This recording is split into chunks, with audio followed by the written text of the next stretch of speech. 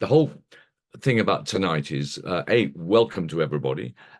We've got wonderful winemakers and owners and from 8 different operations down in East Sussex, which is they're all part of the Wealden Wine Trail. This is a brand new initiative, which delightfully has been put together by the Wealden District Council. Honestly, you just think, come on, district councils in lots of other counties, take a tip. The council, it's such an important job in rural England to try and create opportunities, to create jobs, to create community. And I'm absolutely delighted that this is happening in such a lovely place as the Weald. So the purpose tonight, it's not just about drinking a glass of wine. I mean, delightful though that may be. It's about getting the best out of one of the most beautiful and blessed parts of England, and that is the High Weald and the coastal valleys of Sussex. And this is the kind of place we'd all love to live if it had a slightly better train service. So tonight, we want to encourage you to enjoy the wine. Sure, of course we do. But even more important, we want you to think, I'm going to go into the Weald. I'm going to visit these lovely estates, both big and small, because you'll never truly understand a wine until you've been to see where it's made and till you've ambled through the vines, till you've chatted with the owners and the winemakers, till you've sat out in the Sussex sun with some local Sussex food and a bottle of the red or the white or the pink or the fizz or even the vermouth, and just reveled in the joy of our wonderful countryside. And this is where you can forget the stupidities and the insanities of British political life at the moment and be proud of what we have. And in the midst of our current tribulations, the English wine world is booming. Vineyards have virtually doubled in the last 5 years. Production has soared, and luckily, so has consumption. Now, the football fans say, football's coming home. We say, wine's coming home.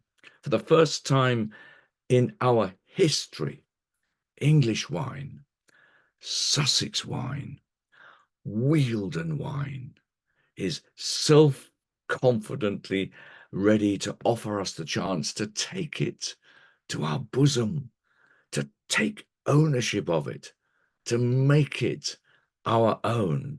And to really own it, you must visit. And any of you who live in Sussex know what a fabulous county it is. And those of you who live in London, it's not far away. You can drive in not much more than an hour. You can take the train, and that'll take you even less time. You can even take the steam train, because Sussex has got 3 of the best steam railways in Britain, and each one is next to a vineyard. And I must mention just once more again here, thank you to the Wealden District Council, because just getting this whole initiative off the ground is really important, because if we support it, it'll go from strength to strength, and indeed other people will copy it. And it makes such sense to support rural initiatives like this, the jobs they create, the rural skills that they support and preserve, the sense of community that these activities foster amongst us all.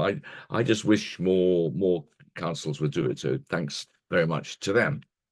Now, I've got a lot of happy memories of East Sussex and the Weald. When I was a kid, I lived in Kent, and Sussex was as exciting and as exotic as a foreign land. We used to have our summer holidays in a farmer's field in a tent at Couden Beach or at Pevensey. I learnt to swim at St Leonard's. I had my first Knickerbocker glory at Eastbourne. I was very nearly schoolboy tennis doubles champion at Crowborough. I was in the final on the evening of July the 30th, 1966. And roars and shouts kept erupting from the clubhouse. England had scored! England had scored again! And eventually I couldn't stand it. And I stood and looked on my service, waiting to win the game. And in a cloudless sky, I spotted a cloud the size of my hand. Rain, I cried, and I raced off the court and into the clubhouse for the television and for England's World Cup final win against Germany. And I could have been Crowborough tennis champion. Well, I'm still coming to the Weald. My beloved batty blonde Gilly Goulden. She lives amidst the twisting lanes and ancient trees of Ashdown Forest.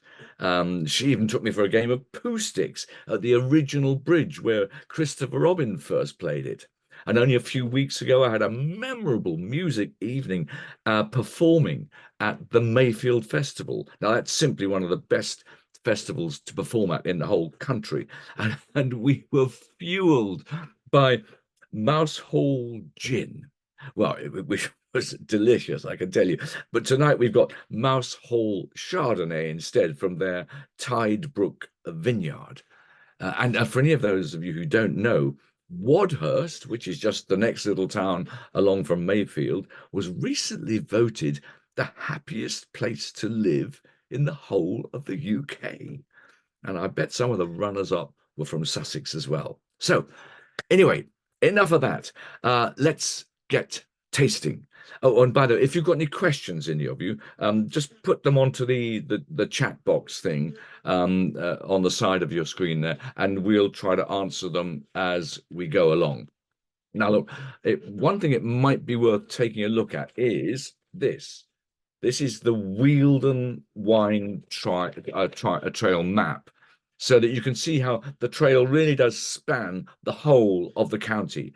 And if you do the trail from numbers 1 to 12 like that, it will be as reeling and as rolling a road as the night we went from Birmingham to the night we went to Birmingham by way of Beachy Head. And that's for any of you who had to do poetry at school, that was one of G.K. Chesterton's great poems. The rolling English road, the rolling English road, the rolling English drunkard made. Excellent poem. So look, I've chosen the wine tasting order according to style and according to grape variety, not according to the numbers on the map. But keep the map in mind, because there are enormous differences between the various vineyards. You can see here wine number that if you look at wine number 1 up the top, that's Wildwood, which we'll come to later. That's right up in the High Weald around Ashdown Forest. If you look at wine number 12 right down at the bottom there, you're just within spitting distance of the English Channel and the Seven Sisters cliffs there. So, and all between those, you've got a mixture of high yield, you've got slopes, you've got some flatter stuff, but it's all absolutely fascinatingly different in this small, compact area of East Sussex. So I thought the first one we'd go to is Downsview. Now, Downsview is number 3. If you can see it there, it's still up in the High Weald.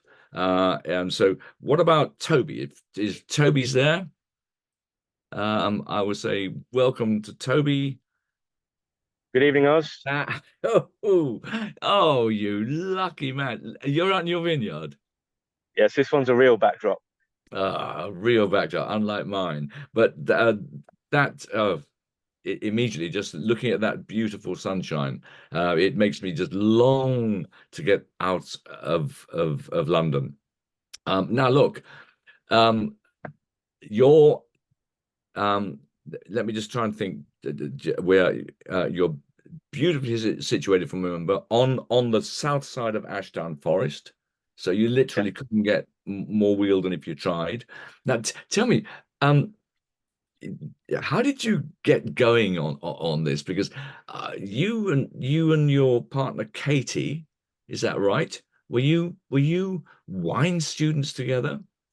Yeah, in fact, actually, there's a gentleman on the call later on, Tony Milanowski, who owes them the misfortune of actually having us as students 20 odd years ago at Plumpton College. So yes, Katie and I, we met there 20 years ago as students, and I suppose after 3 years of um, Katie being in overalls and Wellington boots, I don't blame her. We didn't decide to go into the wine trade or wine production at that time together. So we kind of went in different careers. Myself more into wine trade, Katie more into sort of interior design and things like that. And then I was always trying to find for 20 years a little vineyard that I could finally persuade Katie to dip her toes back into getting involved in the English wine scene again. So that opportunity came up just before something called COVID. So yeah, so we had an opportunity around here. There's a lot of hobby vineyards, less than sort of 10 acres. So an opportunity came up to take over a very small, you'd call it a hobby vineyard, less than 1 hectare, just about. But it also had a little winery and a beautiful cellar door. And during the 20 years of not being sort of making wine in this country, we've been very lucky to travel the wine world, and we saw the DNA of something that you see in sort of far-flung places that is just got a little touch of magic about it. Somewhere you'd like to sit in the vines and have something to eat and drink. So that was it. So what you bought was a vineyard already set up.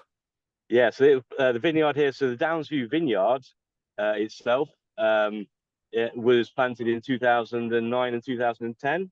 And it's what I'd call a lovely chocolate box of all different varieties, a few rows of Chardonnay, Pinot Noir, Pinot Meunier, Bacchus, Ortega, Dornfelder. So the vineyard itself here is just a lovely little gem where you can make lots of small batch wines for people coming to see us. And what I tell you what we should do is pour our first wine, Sure. which is Downsview Old Vine White. Yeah. And Toby, can you tell us a little bit more what that means? Yeah, well, first I'd like to apologise that no one's got a bottle shot of this wine, but the labels only arrived on Tuesday morning. I think Oz got his bottle Tuesday afternoon. I was launching it in London at the Global Wine Tasting for Old Vines in London yesterday. So I apologise. No one's got Can anyone see that or not? Yeah, I'm breaking up. Oh, you got one as well. That's fine. yeah. It's a nice Yeah. label. I was very interested to see that you put the coordinates on it, so that anyone who doesn't know where Jarvis Brook is and Hadlow Down Road and all these other things, you've got the coordinates very precise. And I noticed that you're just 10 seconds, is it, east of the Greenwich Meridian. So you are an Yeah. Eastern Hemisphere winery. Yes, yeah. I mean, like yourself, we go walking around the Ashdown Forest, which if you haven't visited the Ashdown Forest, you prefer to go to the New Forest. Well, the Ashdown Forest, in my mind, trumps it tenfold, and is a lot nearer if you live in that big bit of urban area called London. And So, I find that whole area of the Weald is absolutely fascinating, because even now you mm, can feel that the Weald means sort of the wild.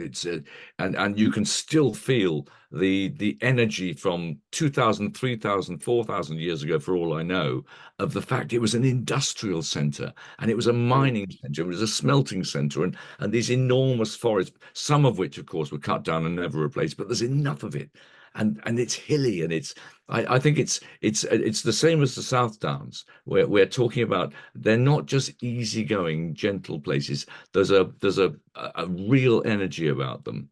Now, mm, this is a very, let's just have a swig of this and see what we think, and then let's sure. talk about the two grapes, Reichensteiner and Huxelrebe. But is this from the Heron's Gill vineyard?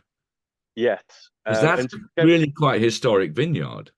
Yeah, so that's the thing. So it's when we took over the little, vineyard here, um, you know, I think there's a saying, you have to be in business to do business. And we found over the first year or so, 2 years, people were coming to us with little vineyards in the area that they would like us to take over, lease, manage various different arrangements. So we had the opportunity to take over one of them, which was the famous, I'm not sure if it's famous, but the very historic um, Heronsgill Vineyard, which is, probably nearly at the highest point between, the South Downs and the North Yeah. Downs. And that's why in many ways we call Downsview Vineyard, because as you drive around here, you're either looking at the South Downs or you're either looking at the North Downs. Yeah. And it was planted in 1987, I believe. Is that right? Yeah, so it's in the middle of a 100-acre deer farm and wood. And That'll keep the yields down. yeah. Well, yeah, the deer fencing is pretty good. But it was actually because of the storm of '87 that cleared the land to plant the vineyard. So what we've got here is two grapes, the Reichensteiner grape and the Huxelrebe grape. Now, these are two heritage grapes, which 20 or 30 years ago, they were all over England. There are relatively few of them left. And I noticed that Reichensteiner was crossed with a table grape. And it's a sort of a high-yielding, rather neutral grape, which, by the way, one or two of the sparkling wine producers in places like Australia really rate as a sparkling wine base. And then you've got Huxelrebe, which the German says, the Huxelrebe, das trägt wie ein Esel, which means it carries like a donkey, which presumably means that they expect it to produce enormous yields. But of course, here we've got a tiny. Was it something like a third of a ton to an acre or something like that? Yeah, well, if you look at there's two little blocks, one of Reichensteiner and one of Huxelrebe, and the Huxelrebe itself, in 1 hectare of land, you're getting 200 kilos of grapes. Yeah. So it's not worth doing commercially, but the grapes are, they are out of this world. Well, tell us how you made this, because it's a really lovely, very, very dry, rather serious white wine. I would never, blind tasting it, I'd never have thought, oh, that's from Huxelrebe and Reichensteiner at all. I'd have thought it was something almost sort of French in its style. It's savory. It's got a slightly earthy, leafy quality. Maybe that's the Huxelrebe coming through, but it's also got some nuttiness there. I think it's a very, very nicely made wine. Thank you. Yeah, well, I suppose what we wanted is, we make all of, a lot of the varieties and styles you'll be trying later in this tasting, but, what we wanted to produce with the old vine range, which is why it's separate and why we've suggested to show it tonight, is we wanted purity. And that's hopefully what you're trying, in this wine. There's a lovely French term, terroir, but our winery, there's no way to hide in our winery. It's pretty basic. So we rely on getting things right in the vineyard. So this wine is pretty made very hands off. There's a lot of work goes into, getting really clean and ripe fruit. We don't really do any adjustments, and then a wild fermentation, because we get the nice fruit and it's kept, locked up in stainless steel, until we think it's ready. And, an opportunity like this and the Old Vine Conference was the right time to bring it to the world. And it's been on lees for well over a year, hasn't it? Yeah, about that would give months. it some of that savoury nuttiness, which if you just immediately bottled it off as a young wine, would it be rather thin and neutral? Yeah, very much so. Yes. Yeah. So that lees is important. And we've left enough as a style. We've left enough in the bottle that I would like to see this, with a bit of age on it. With that acidity profile, it's been built to sort of be something that will last. Just I was thinking you could put a few years on this. Yeah, now, but probably most of it will be drank very quickly. But you keep a few bottles back. Yeah, sure. I noticed you described yourself as rustic and off-grid, because this sounds like you do have tourists facilities and visitor facilities, don't you? Yeah, very much. I mean, I say when we just tell us a little bit about that. Yeah, so we're a very tiny operation, and in the week we're very busy doing all of the the hands-on work in the vineyards and the winery. I mean, I'm pretty dirty myself and trying to fix a tractor earlier on today. Apologize, but and then we open up when we think people want to drink, which is and taste wine and come and see us when they're not working, which is primarily at the weekends.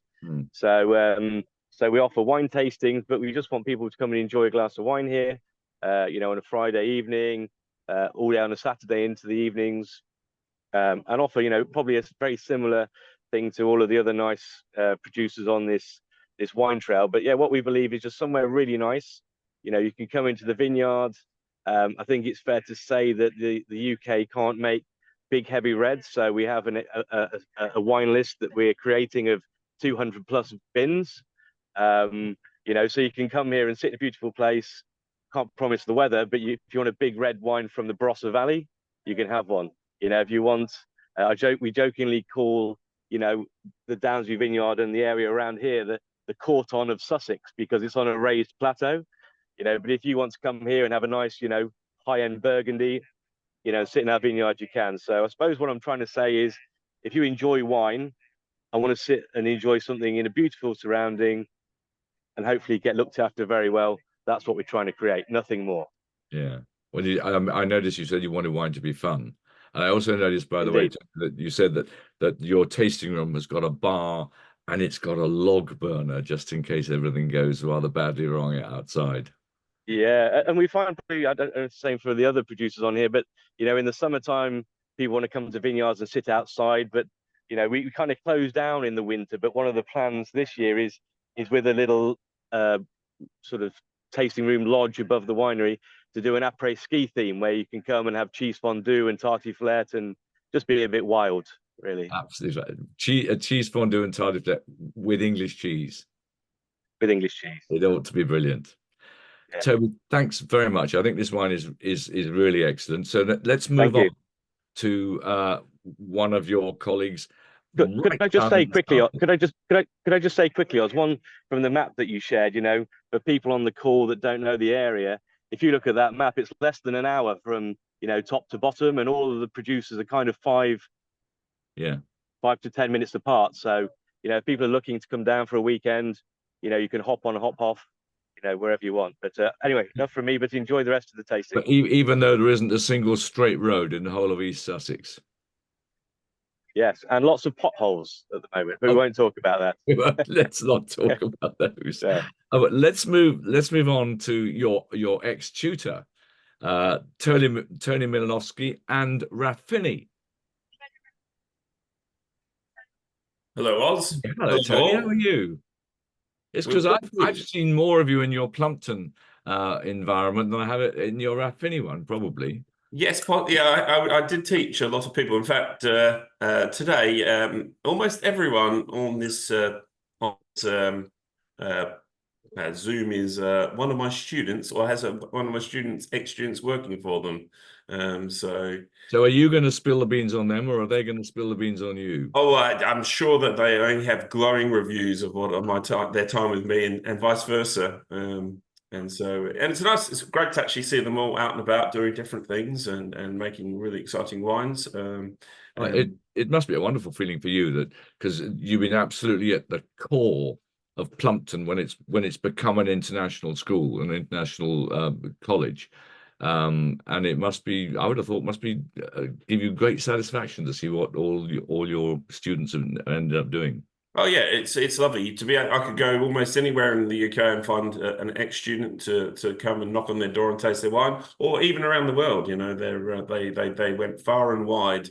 So I probably taught maybe 500 people how to make wine over my years at Plumpton College. So I don't always remember the names first time, but eventually they do come back to me. So I find that a free drink or two does wonders for your memory. Definitely does.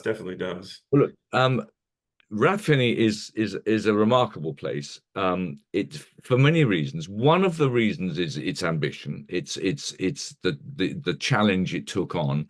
One of the things that I've always found about that whole area around the Cuckmere, around the Cradle, is its sense of serenity. And I think sort of seeing what you do with your nature trails and things at Rathfinny, that makes sense, because I'm not sure that people who don't know the South Downs, they don't realize that it's untamed.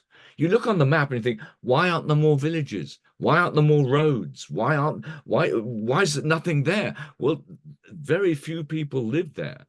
And I think that that's one of the brilliant things about the South Downs is you're obviously only a few miles from the hurly-burly of civilization, but it's so easy to get away. And you can stand at Rathfinny, stand in the vineyard and feel the silence. And I think that's a really, really special thing to be able to do.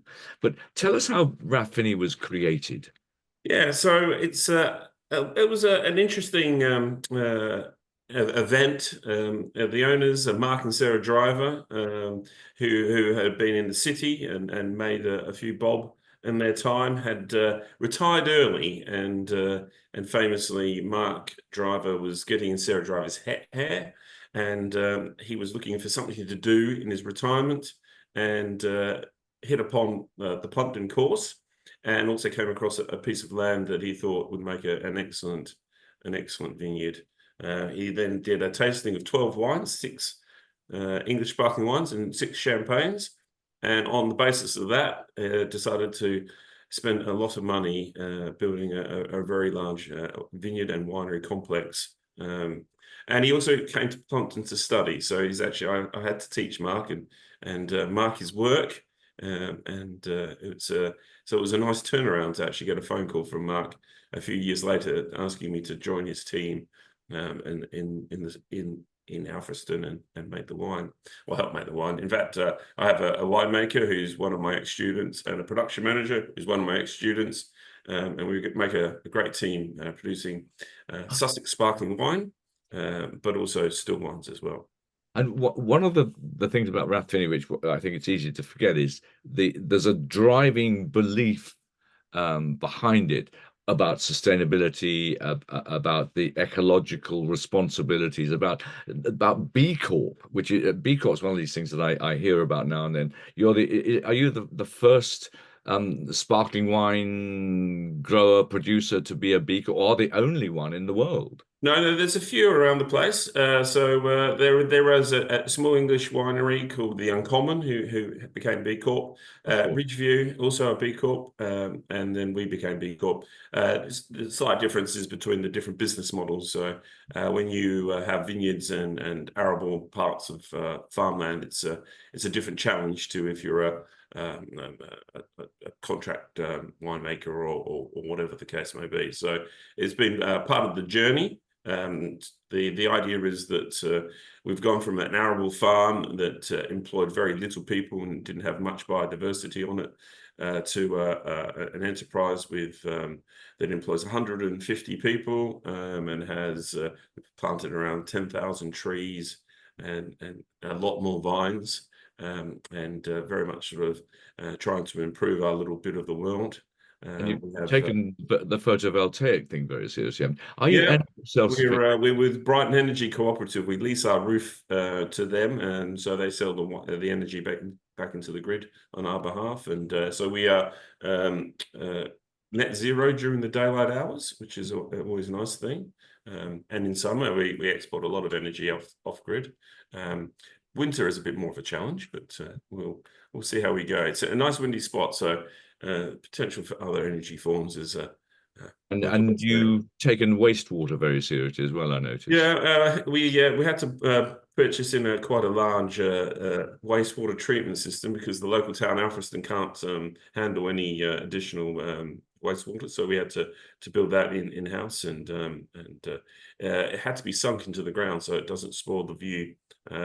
Being part of the national park, we have to take these sorts of things very seriously, and it was a great decision to put that in because the earth we took out, we have built a sort of a bank, and we have a coffee hut, and people can go out and enjoy a cup of coffee or a glass of sparkling wine, or some weekends we even get the old DJ out and bang some tunes out on the grounds. And so these are all above the wastewater treatment system. All above that, and of course, your chef has won Michelin stars, hasn't he? Yeah, Chris Bathy. He looks after all the food on the estate. We have a lot of different offerings for the tourists.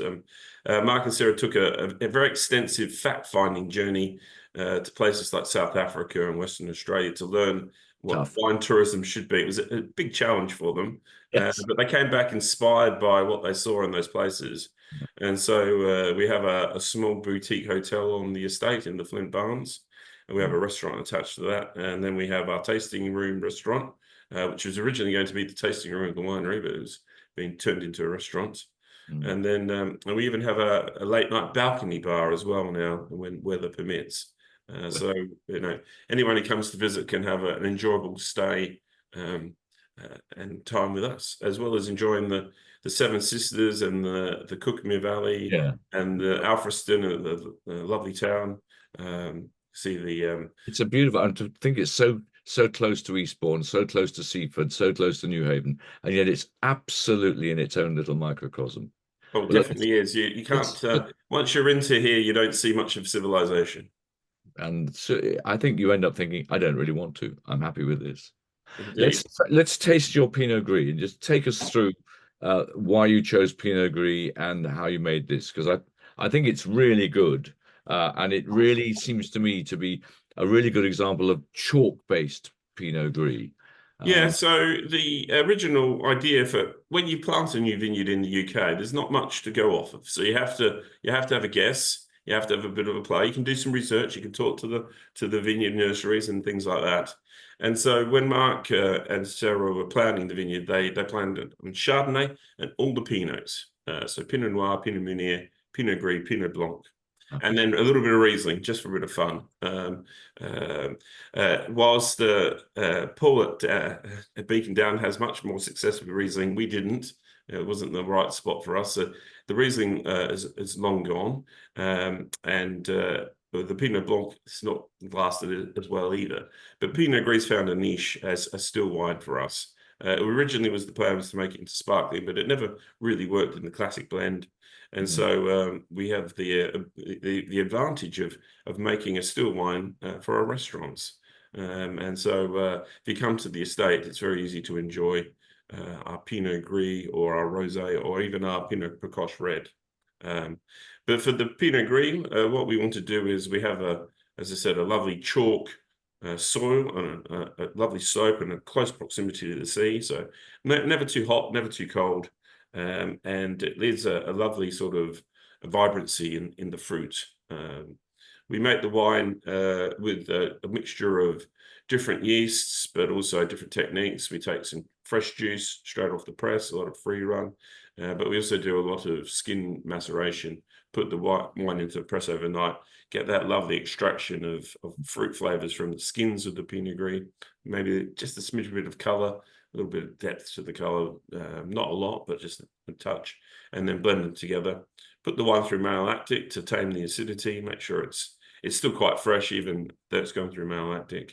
And it makes a really nice aperitif and wine for people who don't like having sparkling with their main course. Yeah, I think it's tremendous because I think it really speaks of your place. Pinot Gris can be much blander from, say, northern Italy. It can be much broader from somewhere like Alsace, but this is focused and slightly linear with lots and lots of flavor. And I think it's a delightful wine. And you have what, 60,000 visitors each year at the moment? Not quite that many. We can always have more. There's plenty of room on the estate. It's 90 hectares, so we can fit them all in. And we recommend anyone coming to. It is a sensational part of the world. In fact, me and my wine team, we decided to do the Macmillan Mighty Hike to raise money for the Macmillan Cancer Charity, which was a hike from Brighton Racecourse to Eastbourne via Alfriston and the South Dales, Cookmere, and that Haven and all those sorts of places.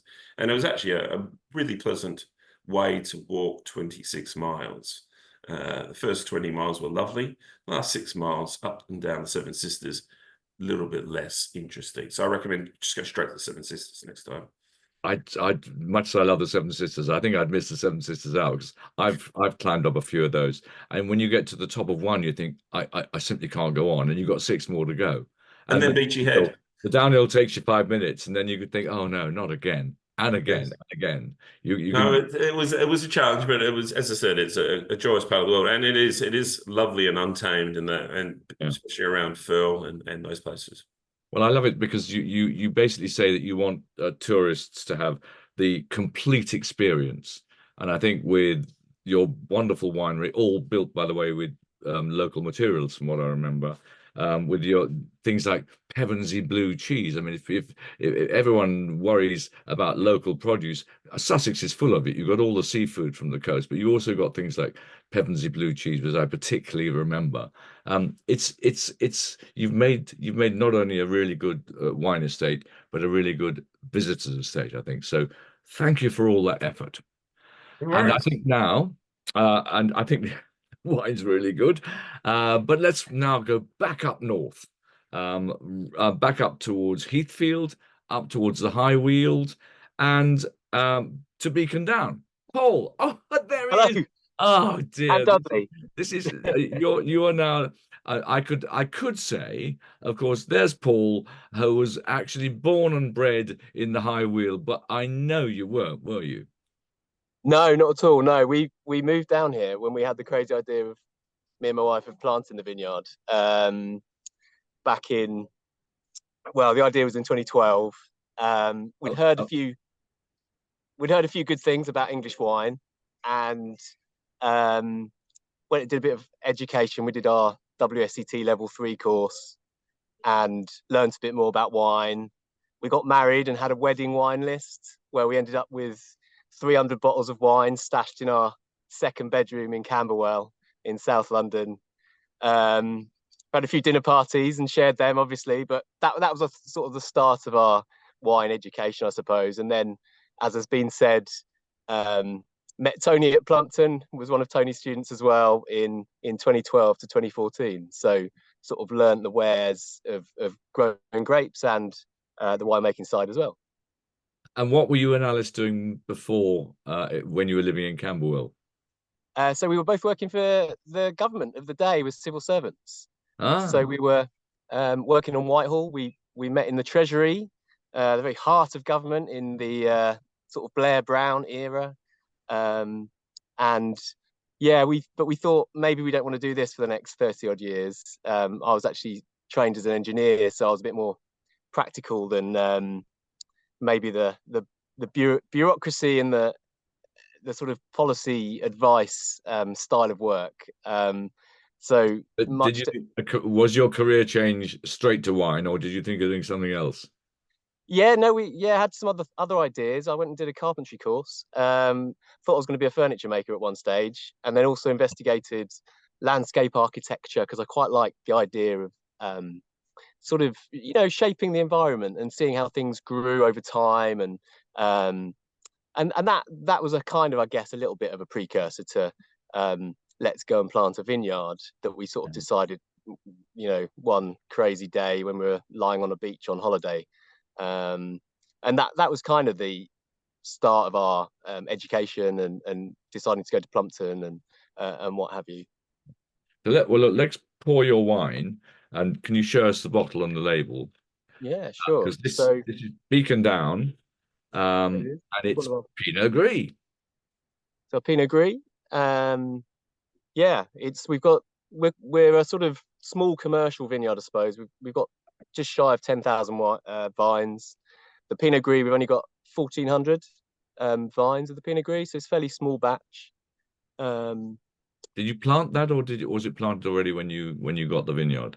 Yeah, no, we planted it. We started it. We found some land.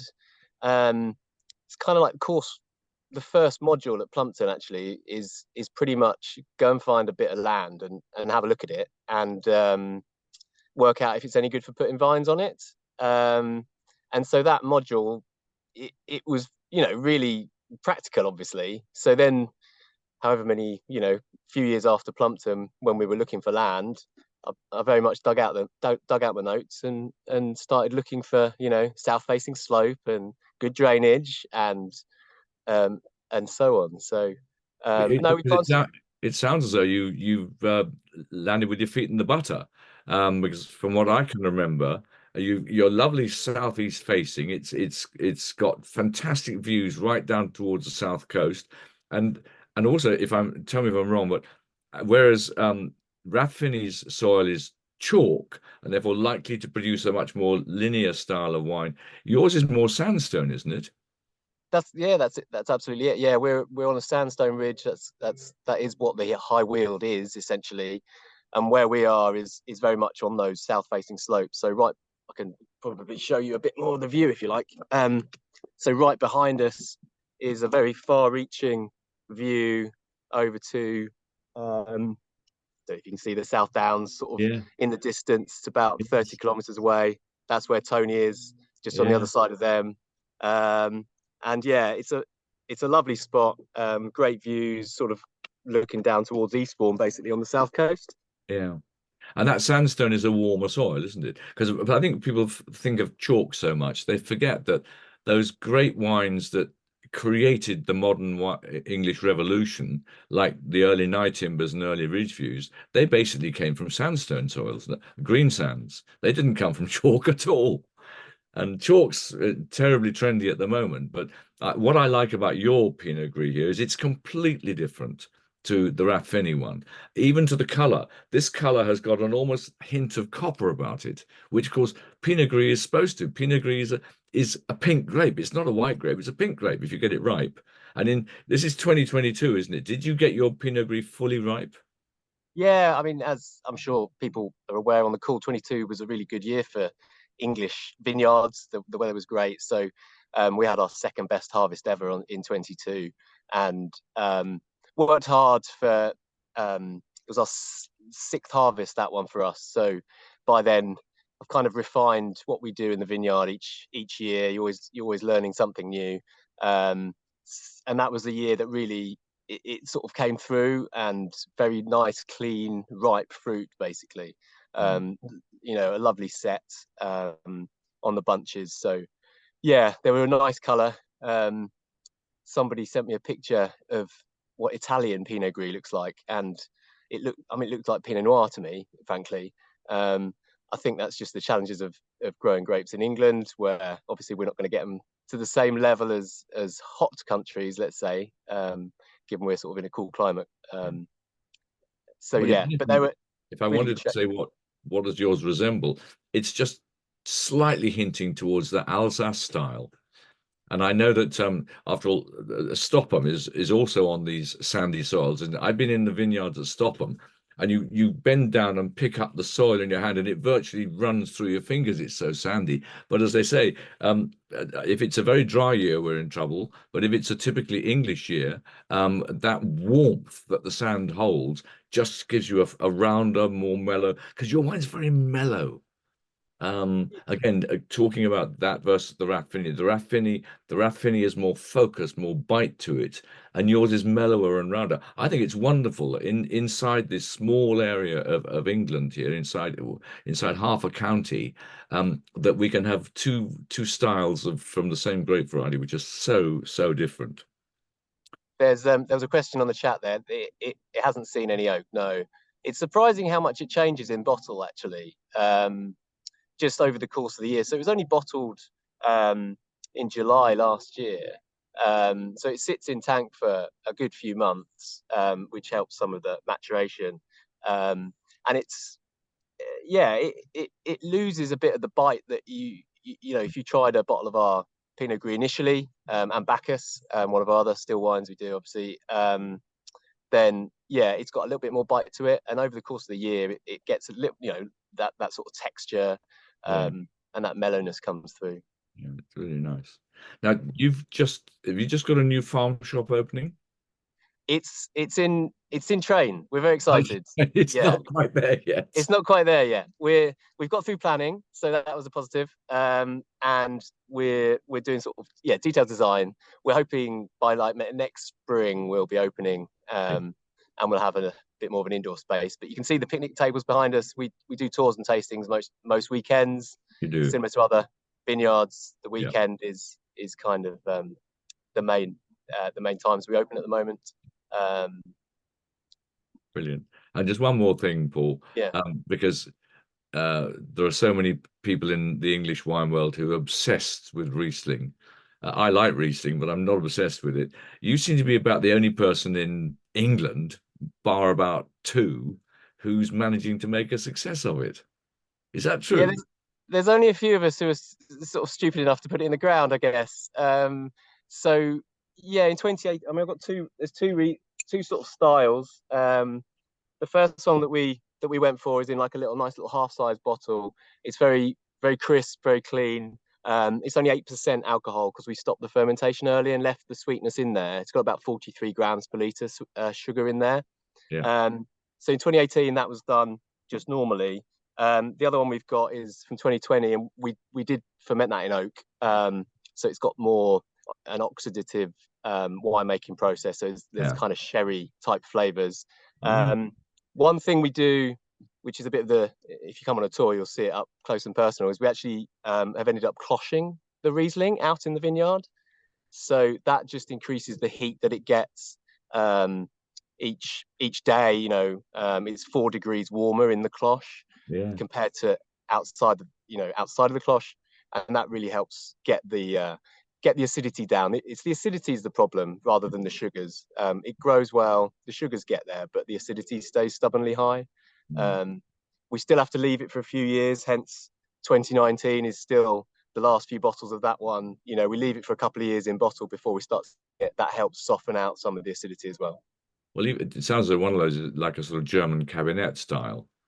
And those can easily age for 10. I think they almost need to age for 10 years when they're properly made. Yeah. Well, Paul, that's been a delight to talk to you. It looks as though you're in just the most perfect place to spend a warm June evening. This wine's delightful. I think both these Pinot Gris have been really good and really different. So I think it's time to move on. And now we should move on to Hidden Springs.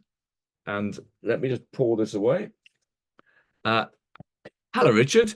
Hi, Oz. How you doing? Very well. Hidden Spring is a vineyard at a place called Horham.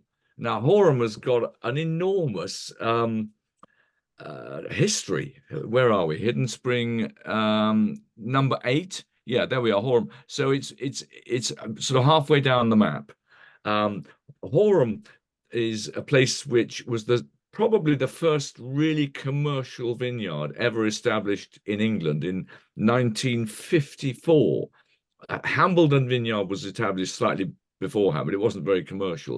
1954, a chap called Jack Ward, who ended up making the Meridown Wine Company, he established his vineyards at Horham, and he established the Meridown Wine Cooperative there, which said, anyone who wants to send us their grapes, send us your grapes and we'll make wine from you.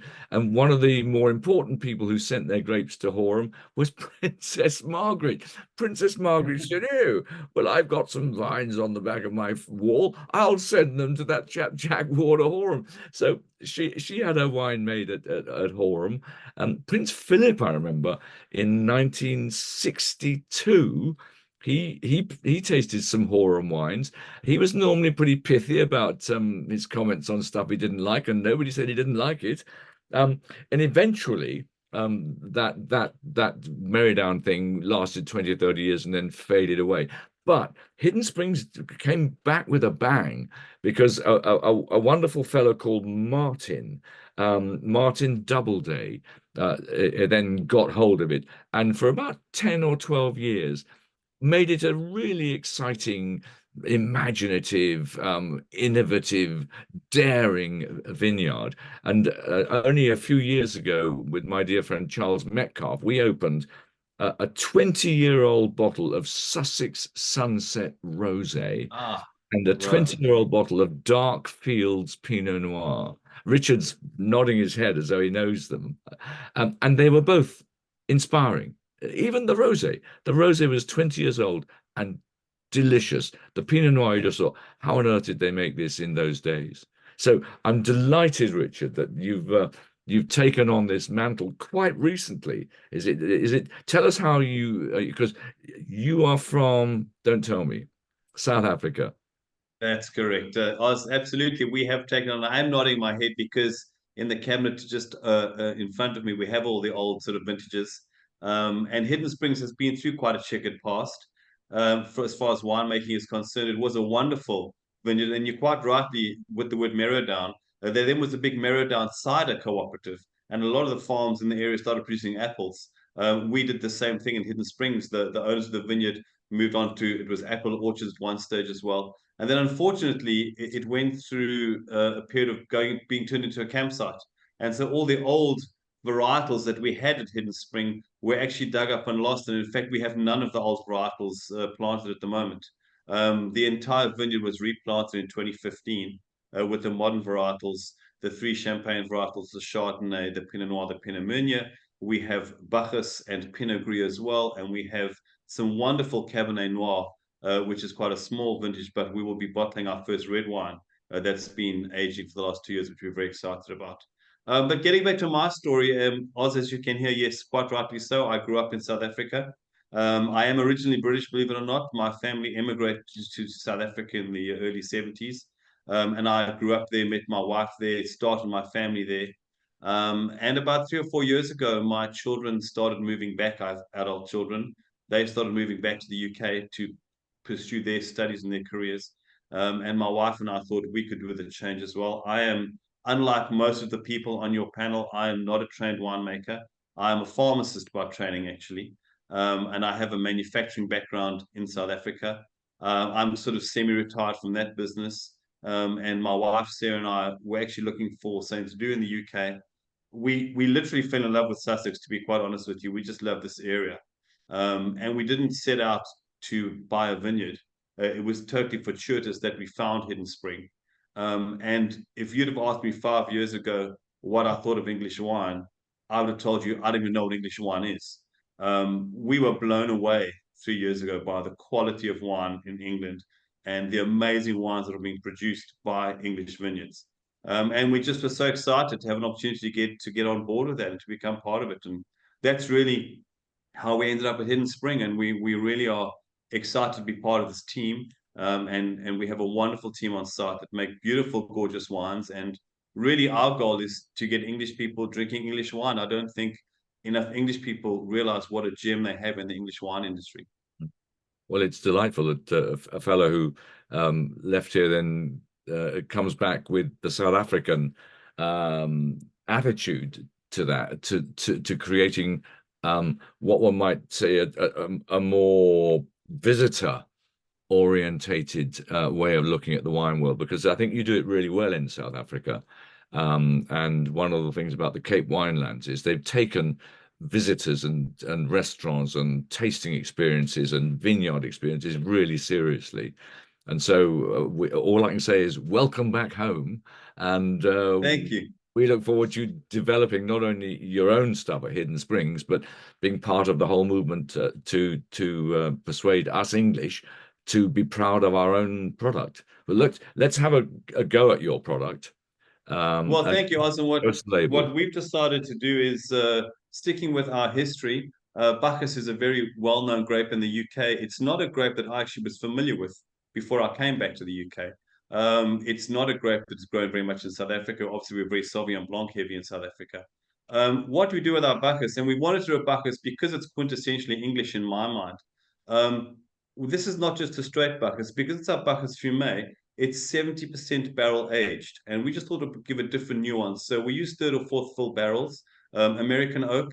It just adds a richness and a complexity. We love Bacchus for its freshness, but it can sometimes, the elderflower can be a bit overpowering and a bit crisp. We find that the oak softens that. It allows, we allow the wine to go through malolactic as well, so that offers a bit of softening as well. And really what we're looking for is just to enhance the sort of lime and the citrus and the apricots that you get, but introducing some toastiness and some vanilla from the oak, which we just think makes us a really wonderful, complex wine, a lovely food wine. And we're very proud of it. It's our latest release of the Bacchus Fumé. And we thought that would be an ideal one to share with everybody because it's, in my mind, whilst obviously it's a German varietal, it's one of the original grapes that did so well in the UK. We just wanted to showcase that. Well, I think you've done really well with it because when you put that amount of oak on a wine like Bacchus or on any wine in a cool climate like this, there's a danger that it will dominate the wine. But this doesn't at all. From the moment you look at the color with this lovely pale green color, you just know that the wine is going to be refreshing on the palate. And I think it had a lovely hedgerow quality on the nose. I'm very fond of elderflower, but there was only a little of the elderflower. It was more those sort of hedgerow white flowers you get in on thorn bushes and things in the hedgerows in around parts of England, and a little bit of fudgy, nut fudge kind of softness, just enough on the palate to find yourself thinking this is a mouth-filling wine, which in no way has moved away from the bright, refreshing, mouth-watering quality of which a Bacchus should have. And also, I thought you kept the acidity really well. And in our warming climate, Bacchus is inclined to start losing its acidity nowadays. And I thought you kept yours extremely well. It was very English, and yet had just a bit of cosmopolitan polish about it, which I think is a really nice way of looking at Bacchus. So, and I think Oz, so that's kind of what we want to do at Hidden Spring. I think that you touched on that about welcoming people, and I think that that's why all of us are on this platform tonight. Everyone in the Weald, we want people to come down here and be part of it. We want to come and walk in the vineyards with us, go on our vineyard tours, like Paul and Tony, everyone said before me, and Toby. You know, we want people to come down here and see what an amazing place is, and actually be part of the process. I think it's so much. There is so much wine to drink in the world. A big part of enjoying a wine is understanding it, but having a bit of a story to it. You know, if someone just gave you a bottle of one of the world's greatest wines, but you didn't know what it was, it doesn't necessarily mean as much. There's an emotion that should be part of wine making and wine drinking. And one of the things that our boutique English wine industry is able to do is offer that, because we're a little bit smaller and because we're more intimate and we're more boutique. We can offer that, and we can let people be part of that and come into our worlds, stomp in the vineyards, be part of our harvests. You know, come and be part of the whole scene and enjoy this amazing countryside that we live in. In the old days, you used to have to go to France or Spain or Italy or South Africa or California. You don't. You just have to hop on a train or hop in a car, and within an hour, there you are. I absolutely agree. And so we can come and visit Hidden Springs as tourists. Is Absolutely. it a weekend thing, or is it a 7-day-a-week thing? During the summer, we're open from Wednesday to Sunday. In the winter, we do a Wednesday to Saturday. But in the summer hours, we're open Wednesday to Sunday. We offer tours, tastings. We have charcuterie boards. We have tables outside. We have cheeses and food pairings. We have food truck events. We, like everyone, are just trying to encourage people to come around, drink our wine, taste our wines. We're incredibly proud of them. And yes, you can come and visit us. Absolutely, we're open to the public. Yeah.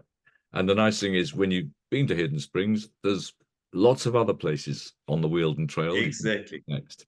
Well, that's lovely, Richard. Thank you very much. And thank you, Oz.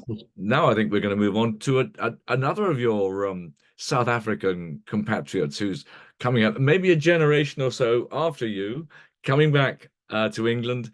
And this is the Tidebrook Staddlestone Chardonnay we're going to taste. It's from the Mousehall estate, and it's from my old friend Gary. This is the first, goodness knows I've known Gary long enough. He's one of the great winemakers in South Africa, and he makes fabulous Cabernet, fabulous Chardonnay in South Africa, but I've never seen him in an English winery before, although it doesn't look like a winery. That looks like a distillery, Gary. It's, I think, Oz, hi, and hi, everybody.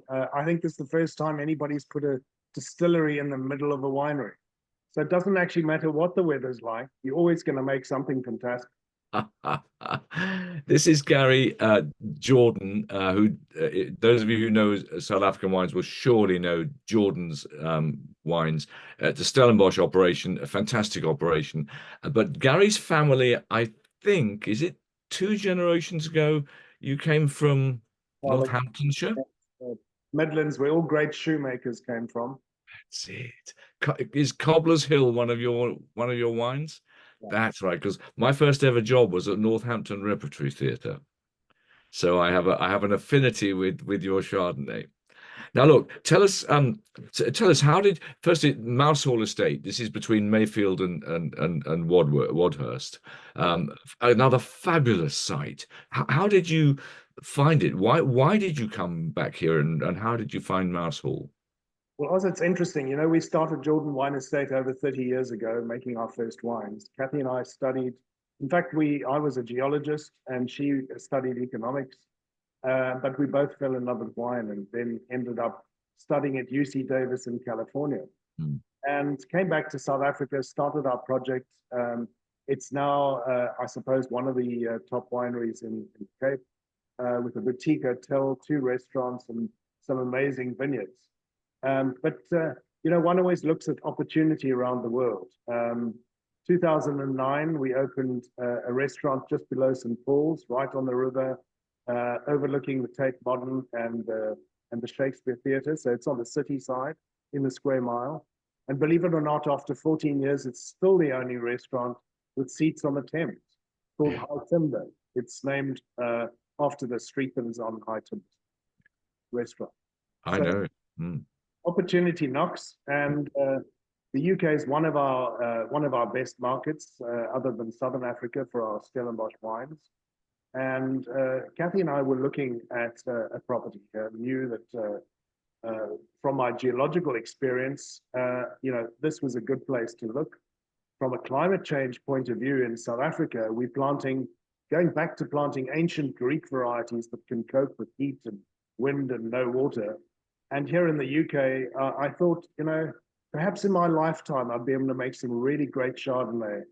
Not Cabernet, but perhaps some Pinot Noir. And so the search started. And 6,000 miles driving up and down.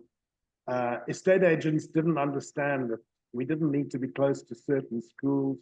But I had an A4 list, and it had to be this kind of soil, that kind of slope. You know, so many meters above sea level maximum, and they didn't understand it. So we eventually just looked ourselves, and we came across Mouse Hall, which was an abandoned medieval farm halfway between Mayfield and Wathurst on Tidebrook Road, and it in the village of Tidebrook, and it's got the Tidebrook River running right through the farm. So we've just spent 3.5 years restoring the property. I mean, it's listed in the Doomsday Book, named after James de Mouchal, hence the name Mouse Hall. And our gin that we're making, I mean, that's what you tasted at the Mayfield Festival. Oh, my headache's starting again. That daughter of yours is a very good host. So Christy is the distiller. We open to the public 3 days a week, Wednesday, Friday, and Saturday. And but we've just launching our very first wines. So exciting. Well, let's have a taste. And tell us again about tell us the vineyard, because did you plant the vineyard from scratch? Yes, we did. Yeah. And is it south facing? What sort of soils is it? And because I know exactly where Mouse Hall is, but I don't really know what the vineyards are like. I'm going to show you some rocks from the vineyard. So geologists always travel around the world with these. That's just what I wanted to see. Oh gosh, yeah, I can bite into those. Right on this Wathurst sandstone and interspersed with layers of ironstone like this. It's interesting, there's sort of green sand and clay in parts of Mouse Hall. So it makes it for very interesting fields, because in the past there were a lot of hops grown here. I mean, we have an oast house where one can stay over, and you know, it's a holiday let, fantastically done up. So you can drink the extra bottle of wine, but also some sandier soils where they were growing apples. And I think from a drainage point of view, that's also really interesting. And it's warm. So yeah. You've got the ironstone running through it, which will be very interesting in terms of flavors which might come into the wine. The clays, you say there's some clay there, but interesting enough, England, everyone says, oh, clay is going to be too heavy and too cold and too wet. England is making some tremendous wines off clays. You know, I was amazed. We get less rain at Mouse Hall than we get Jordan Wine Estate. I mean, admittedly, as Richard mentioned too earlier, you know, it rains a little more often, whereas in the Cape, it rains quite heavily and mostly in winter. Yeah. I was astounded that I actually had to water vineyards when we first started planting. And I think if we were only on chalk, half of them would have died. How interesting. That's absolutely fascinating, because I suppose those little the drizzly world that we've been used to in England means that we think it's always raining. Well, it's always not sunny. Yeah. And yet since about 2018, there's been this shift towards much more sun, except the last few months. But the rain has been more insistent and more tropical in style. Interesting. Let's see what the next 5 or 10 years bring. But let's have a taste of your wine, Gary, and tell us about this. This is the Staddlestone Chardonnay 2022. That's right. And So for those, is this your first? This is your first crop. yes, this is first crop and first release, and And do you have any good news to tell us about this wine? We do. It got 94 points in the well, apart from today's news, which was gold medal at Wine GB Awards. That's what I'm talking about. Well done, Gary. Well done. Your first Chardonnay getting a gold medal. Yeah, and it was tremendous. I mean, in South Africa, they've been rejoicing because a South African winery close to us got the trophy, and there was only a couple of points more than what we got at the Decanter World Wine Awards. So we're quite thrilled and kind of expected. You know, when tasting the grapes, we thought there's something that's quite magical here. I think this is tremendous Chardonnay. It's quite different to the ones that are coming out of Kent. Although Kent's already showing half a dozen different sort of styles. It's quite different from the ones that are a little further west in Sussex. I found it tremendously bright, but it had a lovely sort of lemon curdy kind of nose. It was lemon running right through it, but it was soft lemon. It was as though you'd boiled the lemons and just put a little bit of sugar in when you boiled them to take away a lot of the bite, and yet the lemoniness stayed. And it had real Chardonnay weight. This is what I think one of the great things about these classic grapes, so called, there's something about the mouthfeel on them that you can't quite get with, let's say, a Bacchus or a Müller-Thurgau or a Seyval Blanc or something. And you can hear, because you just show a little bit of nuttiness, a little bit of croissant. That lovely brown in the early morning, you think I'm hungry, and you pass by a baker's and I've got to have a croissant. You smell it, just a little bit of that lovely Maillard effecty warmth of a croissant shell. And I thought there was a little bit of stoniness to go with this rather green pear, lemon, white apple flesh. Altogether, here I've been chatting away for a minute. Complexity. Yeah. First crop, complexity. Excellent wine. Did you make it the same way as you make your South African wine? In many ways, we did, and there's a little story in that too, because we have a wine in South Africa called the Whole 9 Yards. It was named by Richard Branson because we go the whole 9 yards to make it. But in fact, we work with 5 Burgundian small family cooperages, and but we only use the barrels for 1 year for the first to make that wine.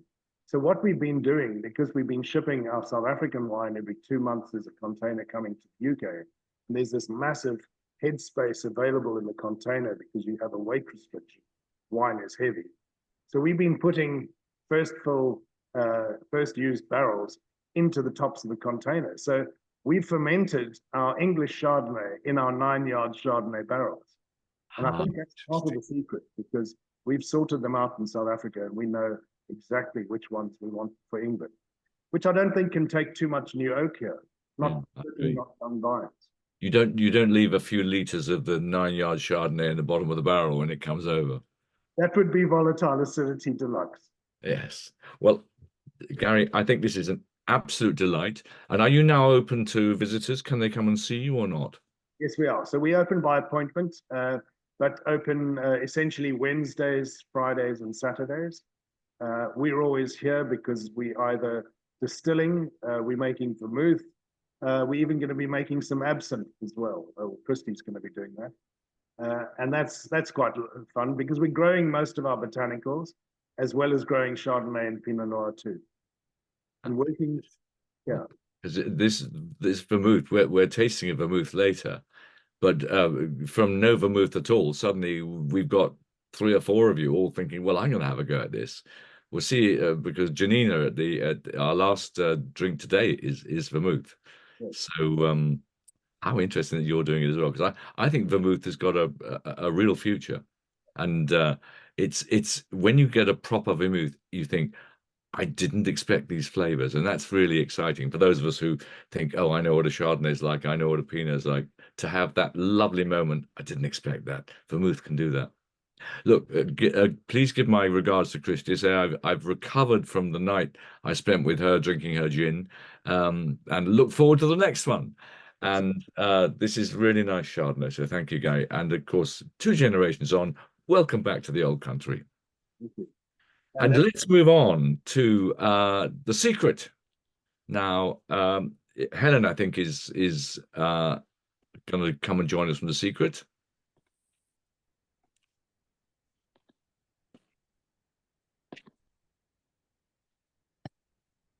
And the secret is a oh, hello, Helen. Hi, Oz. How you doing?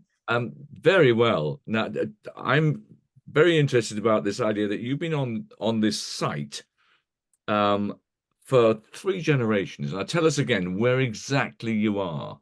You're over towards Herstmonceux. Yeah, that's right. So, yeah, we're just along from Herstmonceux village. So we're just a bit further east from Herstmonceux village. And yeah, that's right. So our grandparents moved from London in the 1940s after the war, and they bought the land at Lion Cross, and they tried different ways of making money, rearing pigs, growing tobacco, and then they settled on growing cut flowers because there was already greenhouses at the site. So that's how the nursery started. And then our dad took over in the 1970s and he started growing conifers.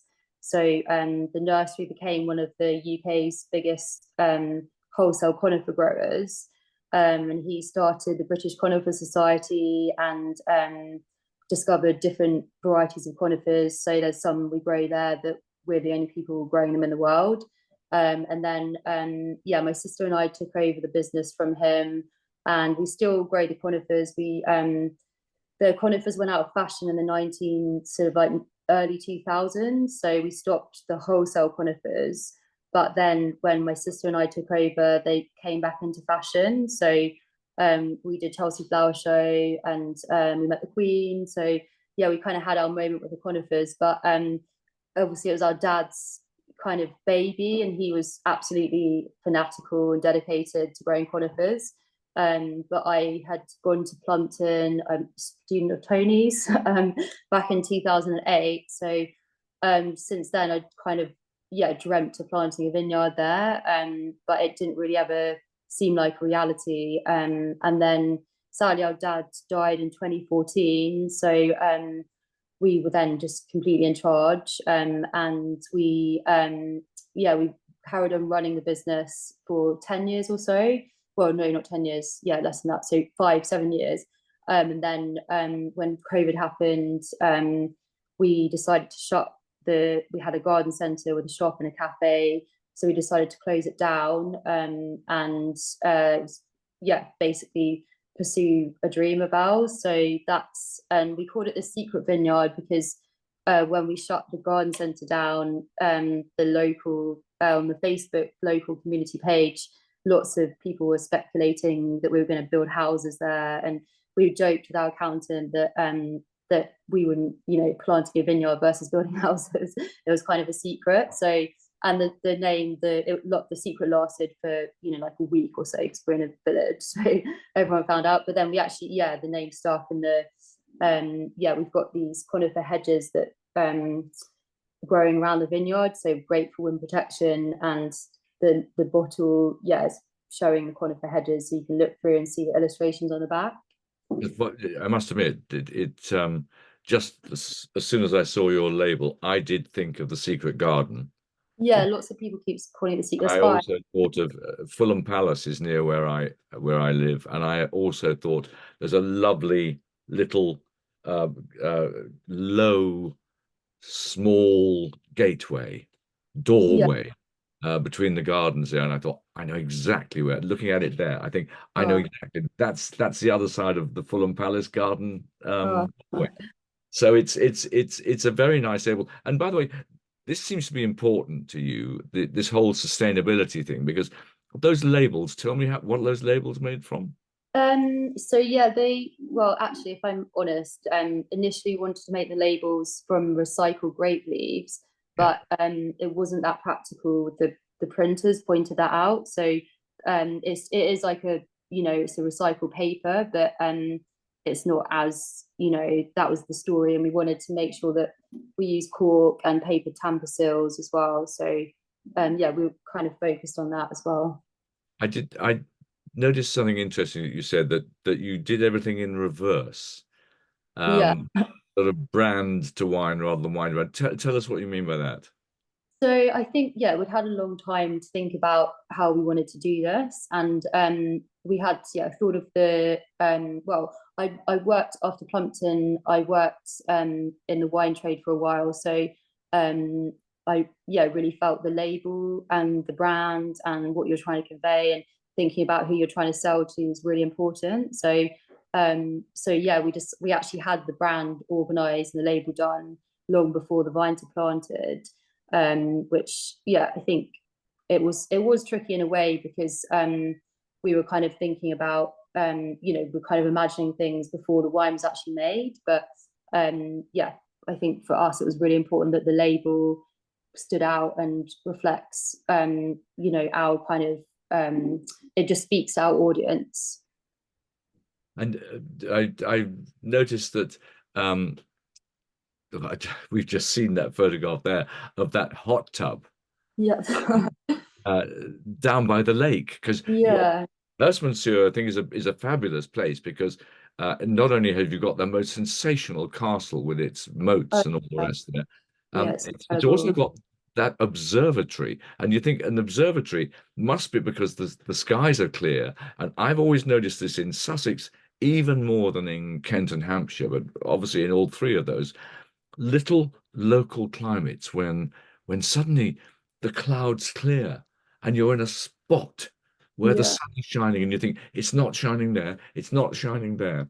Two particular ones for me. One is Angmering on the Sussex coast, when I can go down there and play tennis virtually whenever I want to, and I go through the clouds to get there. The clouds just break apart about a mile from Angmering. And the other place is Selsey Bill, where I go to play golf and swim. And again, I look back to Chichester, and Chichester's often in cloud, and the Goodwood is in cloud. Selsey Bill isn't. This happens again and again and again. It looks as though Hurstmonceux is another of those places with this special local climate of warmth and sun. Yeah, absolutely. And we're on sandstone, so we've got a belt of sandstone above clay. So we definitely feel that the warmth coming from the sandstone. And I think Hurstmonceux's got, obviously the name itself is quite memorable when you learn how to say it. So we've got all these things going on, the castle and the observatory, so for us, we really want to put Hurstmonceux on the map. We've got Henna's down the road, so they're producing obviously amazing wines for quite a few years, and we have a few different options of places to stay at the vineyard. And one of them that you mentioned in the picture is it's called an oud house. So it's designed in Estonia, and it's a mirrored glass cabin, so it's right on the lake. You can just see the edge there. That's me in the hot tub. We kind of wanted to combine. We do yoga and Pilates retreats, and that's something that we actually we do while swimming in the lake. So the lake was dug out. Our dad dug the lake out to irrigate the nursery, the conifers, and it was a great decision, because we saved loads of money on our water bill, and the plant disease rate dropped because the water's really clear. There's freshwater mussels living around the edge of the banks.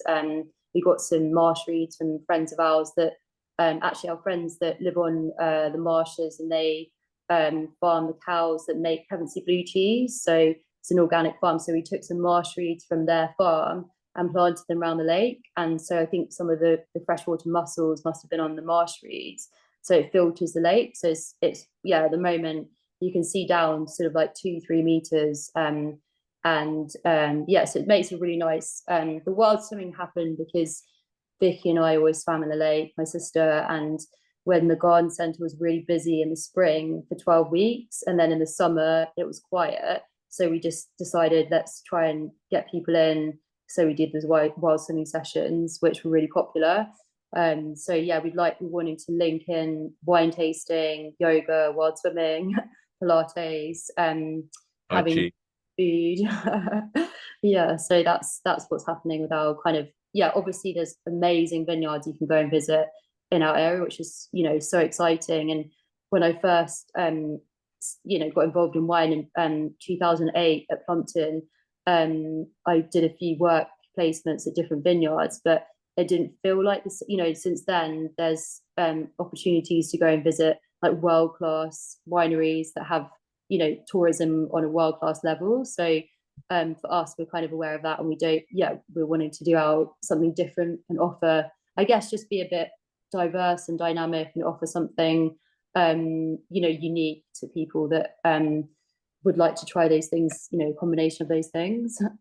I love it. By the way, we haven't tried your wine, so I'm trying it right now.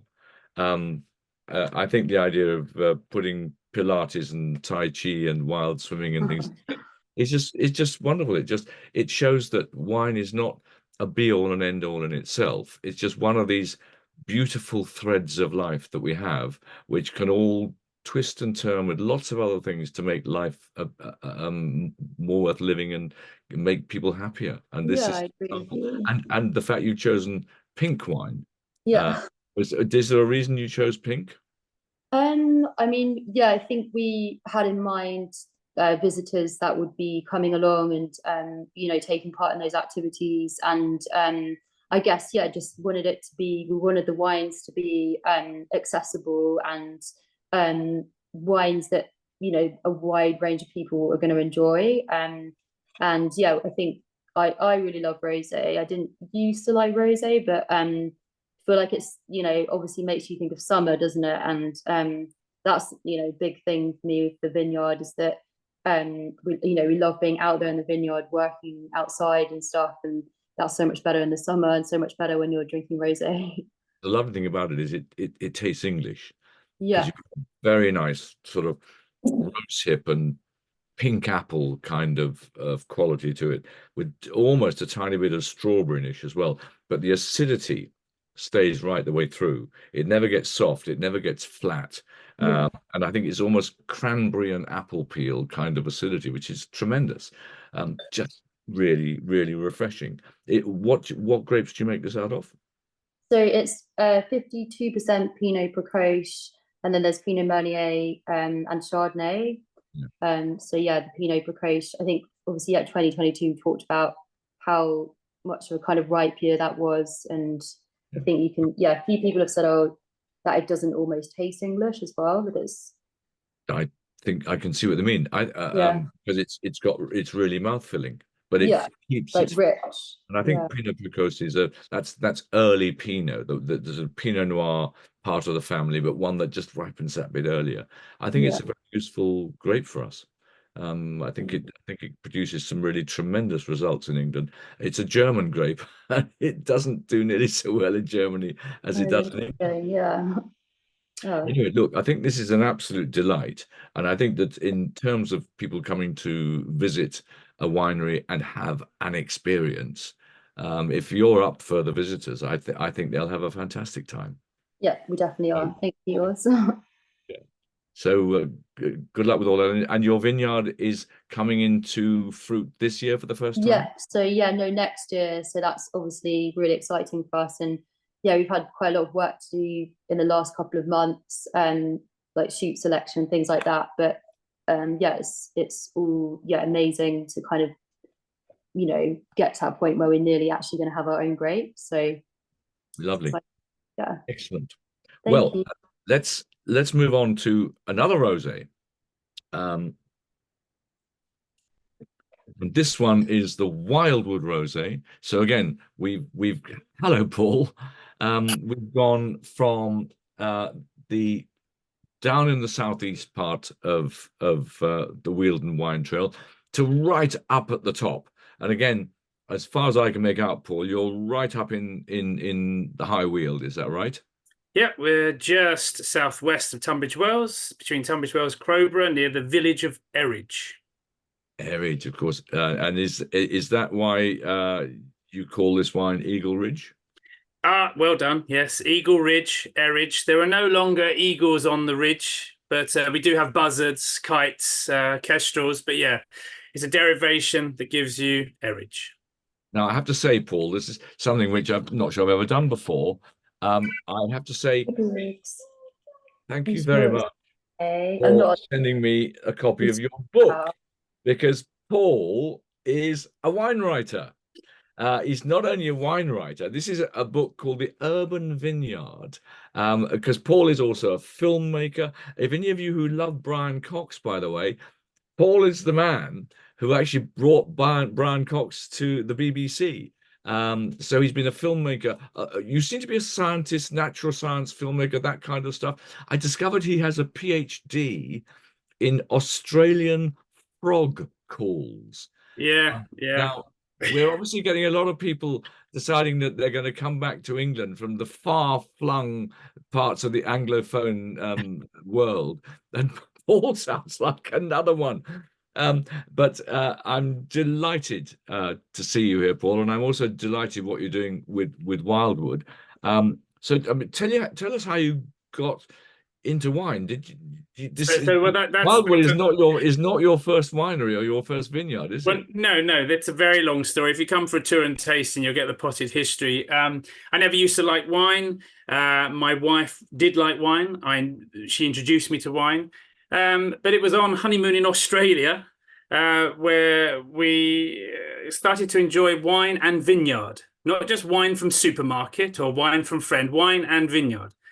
From that point, she bought me a make your own wine kit at home.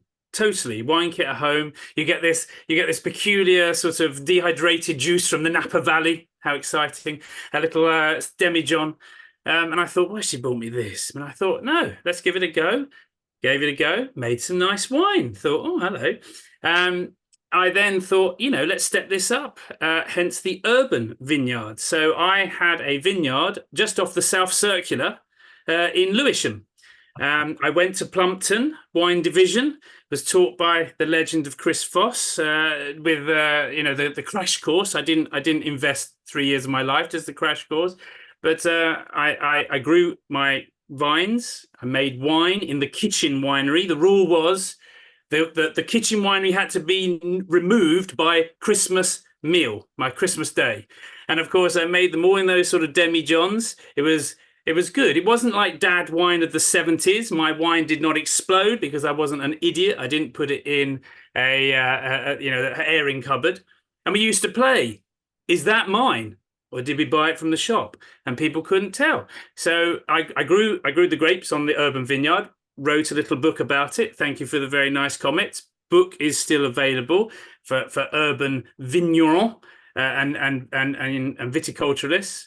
And then from there, I wanted to go slightly bigger, to go commercial. And we looked around and we found a plot of land just near Tunbridge Wells. Lovely south facing, 65 meters above sea level, sort of clay loam, nothing too special about the soil, but with some knowledge and hands-on experience, we planted Wildwood Vineyard. I think we are the smallest of the Wealden Wine Trail. We were half a hectare, and then I convinced my neighbour Doug if I could plant a vineyard on his land next door. So literally we have two little vineyards next to each other. Our vineyard purchased, the land, a grassy field, purchased in 2014. So this year is our 10th anniversary of purchase, 7th vintage.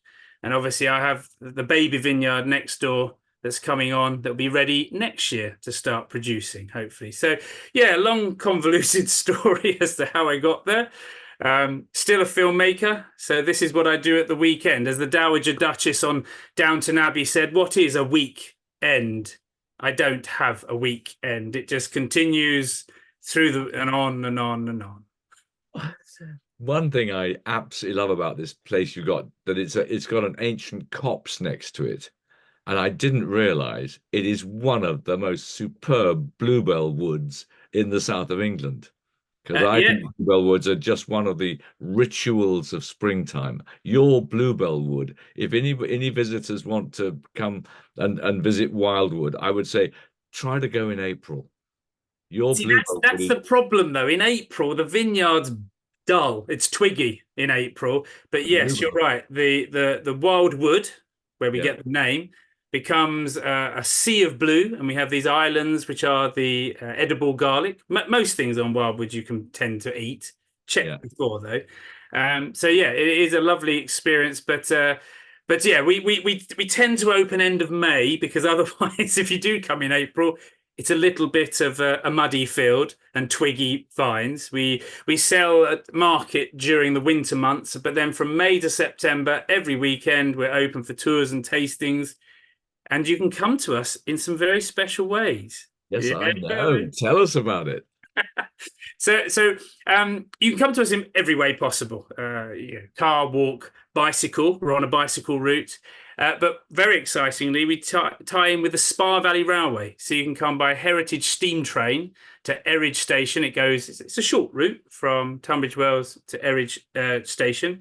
I walk over, stand there waving, pick up the guests, not physically, obviously, and we walk over. It's a 10-minute walk, have a tour and tasting, ply them full of alcohol, and then send them back on the steam train back into Tunbridge Wells. So yeah, you can come to us every which way except by boat. Let's pour some of this wine of yours, and you can then tell us about it. And you can also tell us about this off-grid thing. Ah, yes. By the way, it's well worth with Wildwood wines. Read the side labels as well as the back labels, because I want to know all about this. They've got edible hedgerows, which is an interesting concept. As I said, most things on the vineyard you can eat. Yes, that's our Eagle Ridge rosé. We do like our names. We have the Bishop Odo Bacchus, which thank you very much, Oz. Silver medal. Thank you.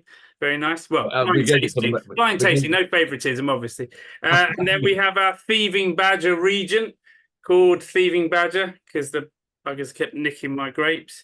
And we also do have a little traditional method of various stages. So what was your question? I can't remember. Well, I can't remember now, but I mean, you've obviously got that very small vineyard of yours has got a reasonable array of wines. I think it was this is Pinot Noir, isn't it? This is 100% Pinot Noir. Our Pinot Noir is German Pinot Noir, so pardon the accent, but Spätburgunder.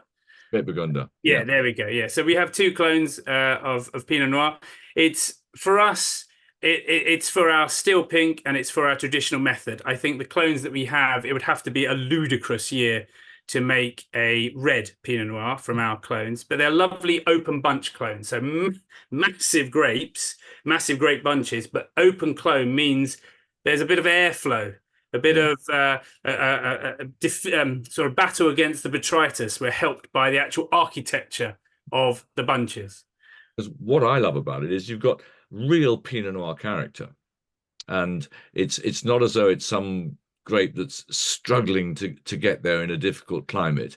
It's got real texture, real weight. It's a fantastically mouth-feelingly satisfying rosé wine. Again, if people who don't like rosés, we'll give them a glass of this and see what they think. It's got those rose hips and pink apple flavors that the Secret also had, but this has got a different kind of acidity.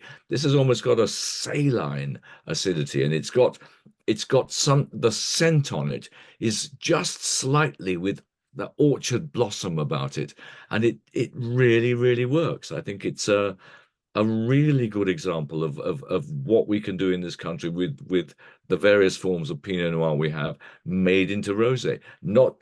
I'm delighted that we're doing it in Sussex, but I suspect we can do that across the whole of the south of England in different ways. Well, that's very kind. All our wines effectively have to be, as the quote goes, made in the vineyard, because they're single varietal. I don't have the resources to blend and use a parcel here, a parcel there. So these are all single varietal, single block. We don't have a winery. Our wine is made under contract at Defined Wine in Canterbury, which is becoming a centre of excellence. I went there. And the CEO, Henry, showed me a very empty hangar and said, we're going to have tanks there and this, that, and everything else. Now he's got 4 very, very full hangars, and they're building a new winery in Essex. So we have conversations with them. You know, I don't just hand over my grapes and say, make wine. But, you know, we have conversations about how we want to make the wine. This has been destemmed, cold soaked overnight. And then made in the fairly traditional Provençal style rosé way. So yeah, it's an exciting collaboration. Might I say that I feel it's a collaboration. It doesn't remotely taste like Provençal rosé. It's got about 3 times as much flavour and twice as much acidity and freshness. So if it's made in the Provençal way, well, it just shows that the Provençal way works very well in England. I think this is a really delightful wine, Paul. It shows that you have learnt a little bit since the urban vineyard days. And again, I love the idea that you are off grid, aren't you? Yeah, yes. That was the question you asked a minute ago. Are you willingly off grid, or yes? We bought a field in near Tunbridge Wells, so there is no electricity, there is no running water. We provide fresh London tap water for our guests. For our spraying, I use rainwater. So I have about 6,000 litres of captured rainwater to use at my disposal anytime.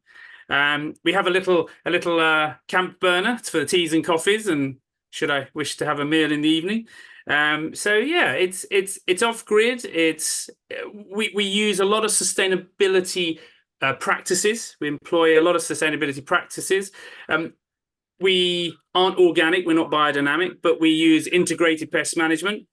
We don't have insecticides, but I do have working plants. Like working dogs, I have working plants, and those plants are part of the system that will attract a certain insect pest, and they're dead-end hosts. So they're actually doing a job.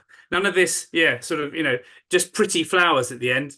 The plants are quite aggressive and attack you as you pass. But so we use minimum amount of inputs.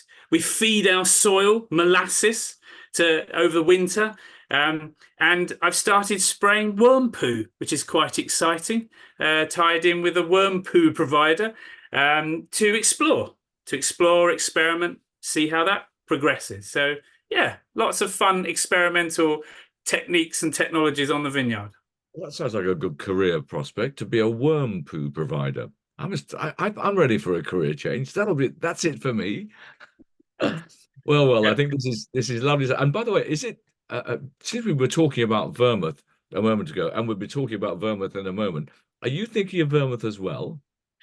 Well, I didn't want to steal Janina's thunder, but we do have a tiny little amount of pink vermouth that one year I decided to take some of our Pinot Noir rosé.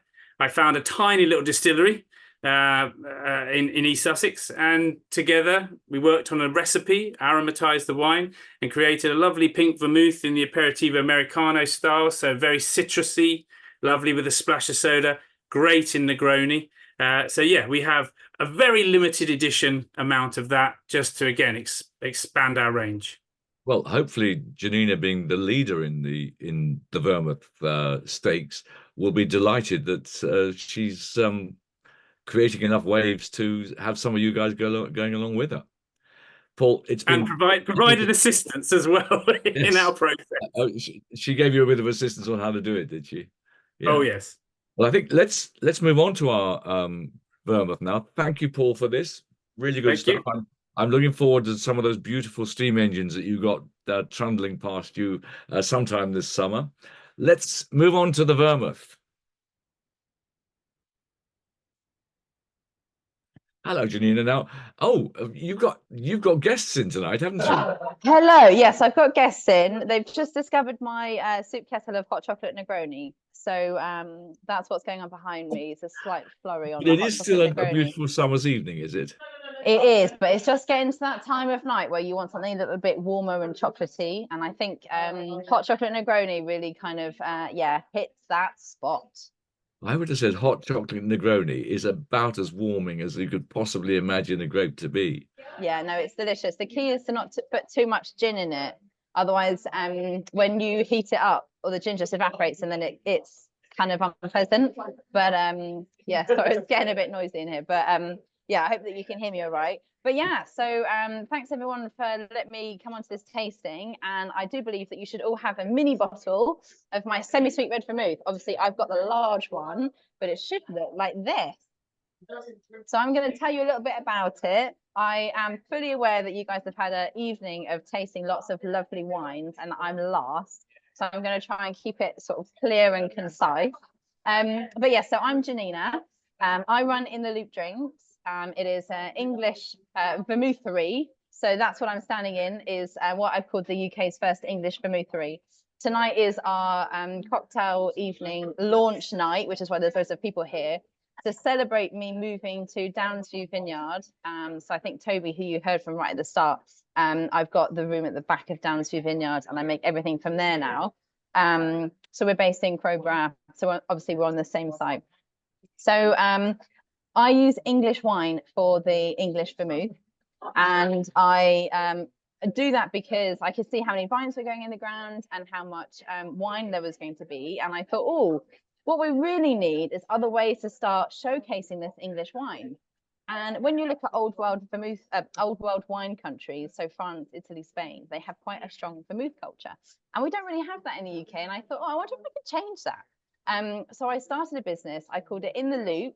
So In the Loop Drinks. And it's all about keeping English wine in the circular economy. So In the Loop.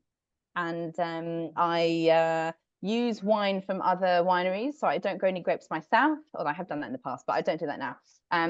So I buy wine from the wineries around me, and I use a lot of fresh botanicals that I grow and forage for.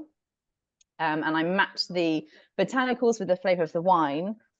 We have two styles. So we have the extra dry white vermouth, which is the UK's first all English vermouth that uses English wine and only English botanicals.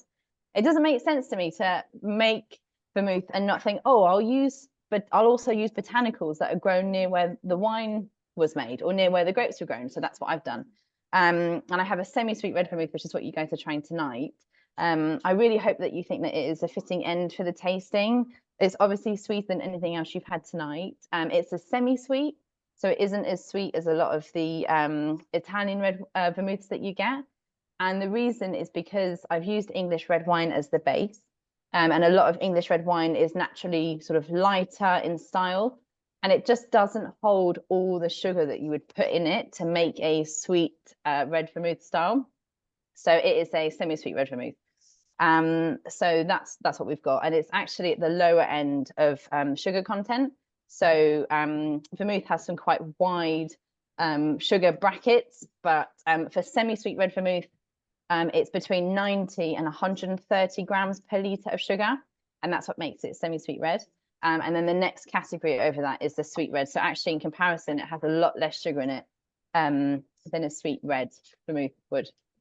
But yeah, so that's a little bit about the vermouth and why I started the business. And yeah, it's going pretty well. And I'm happy I've moved to Downsview. So it's such a nice evening.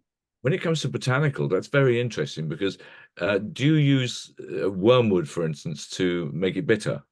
Yeah, so I use fresh wormwood. And when you use it fresh, so I grow it and I use it fresh. When you use it fresh, you get a lot of the beautiful aromatics in the wormwood that you don't tend to find when you use it in its dried form. So I did do some work with it in its dried form, and it is just bitter, and you don't really get any real flavor from it. But when you use it fresh, it's just a whole different ball game. It's like the difference between cooking with fresh and dried herbs. It's that same difference. You know, it's never quite the same as just using it fresh. And I don't know if you can see behind me, There you go. So that's one of my wormwood plants. It's growing like nobody's business at the moment because it's in the greenhouse normally. And I'm giving it lots of water and love, and it just goes at this time of year. So it's gone mad. So I just literally cut it off, all the green bits, and wash it.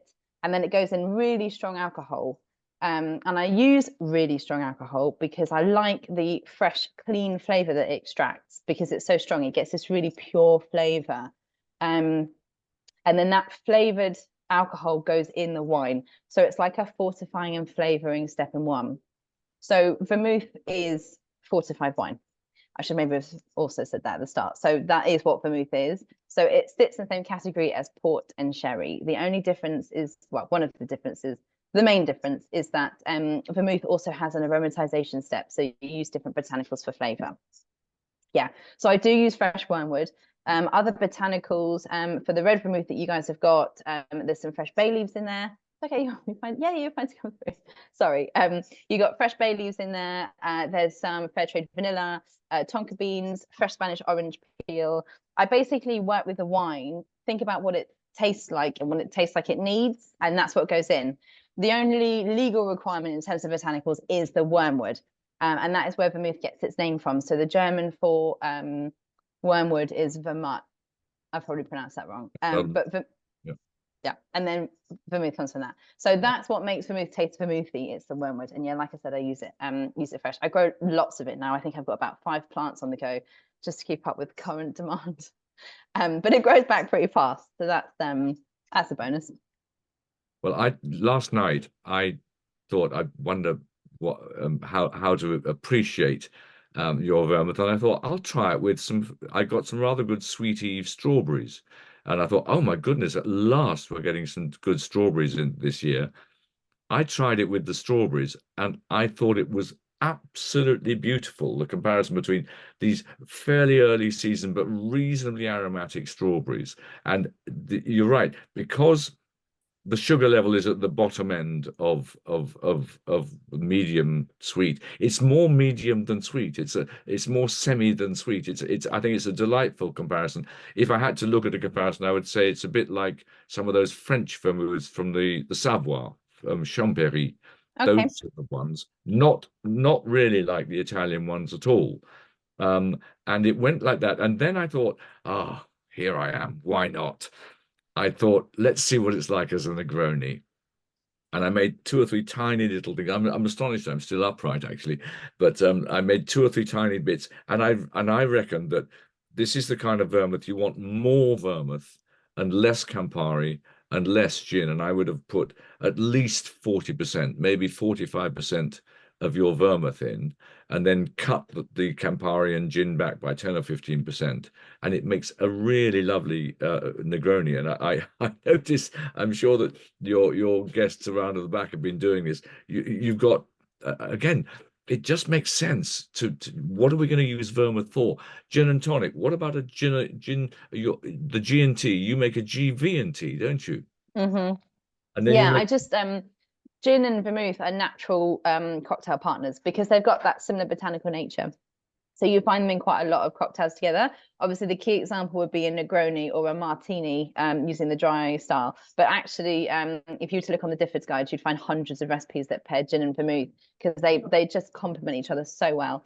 And yeah, I mean, if you've got a gin drinker, then it's really easy to say to them, look, just add a bit of dry white vermouth, spice it up a little bit, or add a bit of semi-sweet red, spice it up. With the Negroni, I think you're bang on the money there. So my Negronis do use more of my vermouth than anything else. But I would say a classic recipe, one that I tend to say when I'm out at my events and stuff, is I would do 50-50 gin and the vermouth and then half the Campari. I think you're right to drop the Campari down, and it's just because it's again, it's a semi-sweet, not a sweet, so it won't balance all that bitterness of a Campari. I just think Campari, if you don't get it right, really kind of like just overpowers everything else that's in there. So I think you're right to kind of drop the Campari down a bit for sure. But yeah, I mean, the red for me, I just like it over ice with a slice of orange. I've tried to make a easy drinking range of vermouth. You know, my target market are wine drinkers. You know, I'm a wine drinker. I really love my wine, and I find that one of the I mean, I love it because of the taste, but it's just so easy to just drink wine because it's just in a bottle and it's ready. You know, with cocktails, it's like, oh, you need all these 10 ingredients and you need to be able to do this and that, whatever. So we're actually, yeah, you can use my vermouth in different cocktails, but it's actually lovely just on its own, you know. So like I said, I would use the semi-sweet red vermouth just over ice, fresh slice of orange, easy. And one of the reasons it does drink nicely on its own, it goes back to the wormwood. It's using fresh wormwood, not dried wormwood.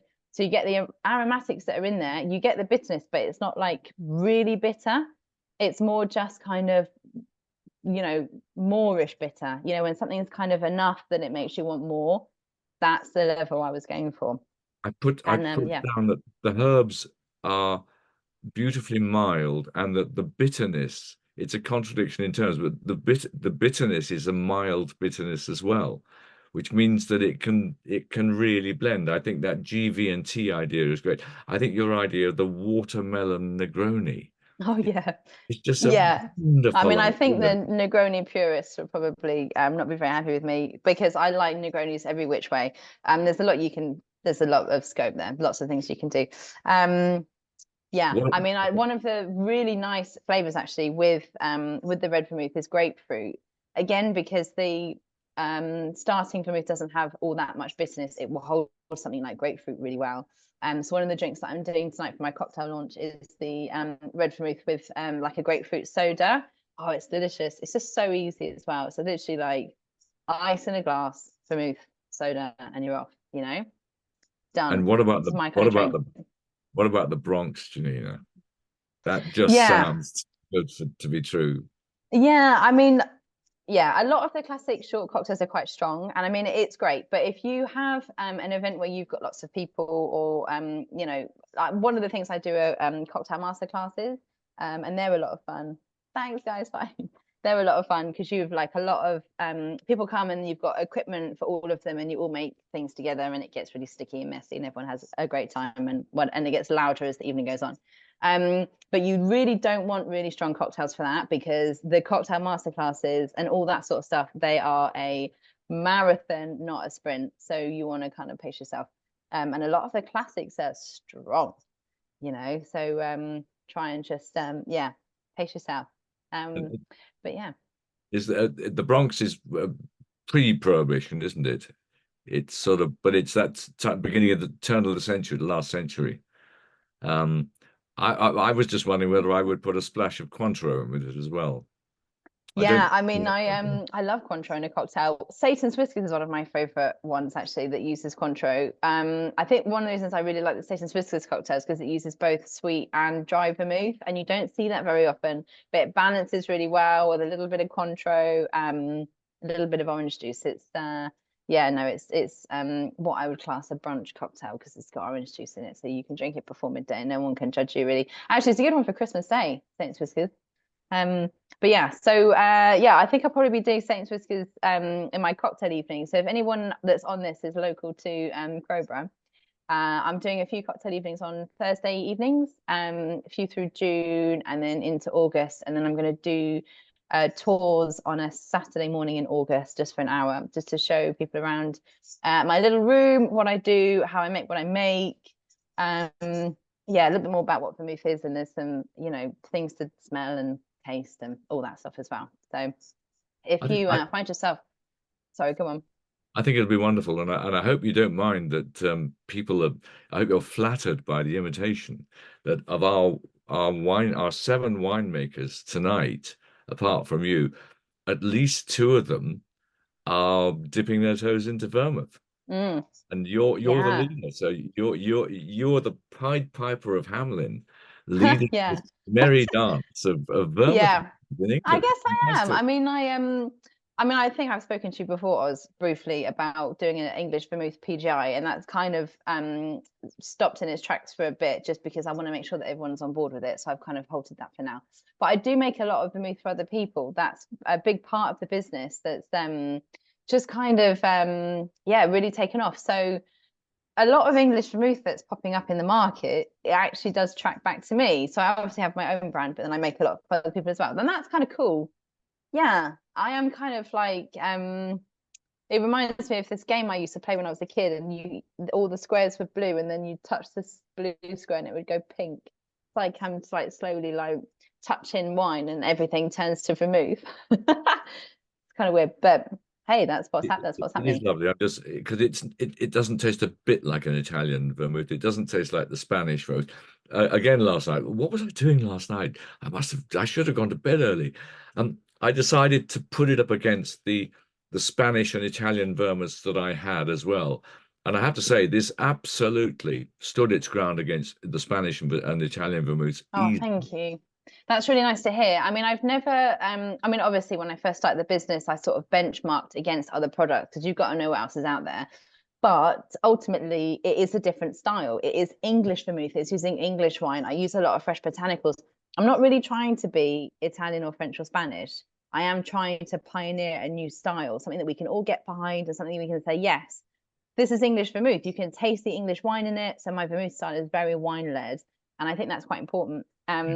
Yeah, I mean, I think it's its own thing, and it's really nice that it does stand up against other styles. But then also you can say, oh, that's different, and that's what I want. You know, it's cool.